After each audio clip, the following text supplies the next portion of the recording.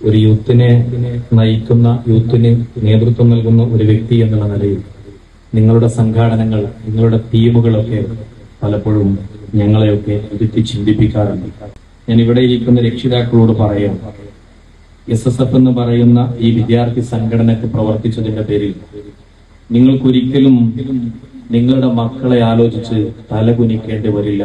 ഒരു SSFന്റെ പ്രവർത്തകൻ എന്ന് പറയുമ്പോൾ ഞാൻ കാണുന്ന ഒരു SSFന്റെ പ്രവർത്തകൻ ഇതുപോലെയുള്ള സാഹിത്യോത്സവങ്ങൾ നടത്തുവാനും, ഒരു മരണ വീട്ടിൽ അവിടെ വന്ന് ഒരു യാസീനോദി പിരിയാനും, അതല്ലെങ്കിൽ തന്റെ തൊട്ടടുത്തുള്ള ഒരാൾക്ക് ഒരു ഹോസ്പിറ്റൽ കേസ് വന്നാൽ, ഒരു പ്രയാസം വന്നാൽ അവിടെയെല്ലാം SSFകാരനുണ്ട് എന്നുള്ളതാണ് വർത്തമാനകാലം നമ്മോട് പറയുന്നത്. ഏത് പാതിരാവിലും അവൻ പോസ്റ്റർ ഒട്ടിച്ച് അവന്റെ സാഹിത്യോത്സവത്തിന്റെ വേദി കെട്ടി വീട്ടിലേക്ക് വരുമ്പോ ധൈര്യസമേതം ഒരു ഉപ്പക്കും ഉമ്മക്കും കിടന്നുറങ്ങാം.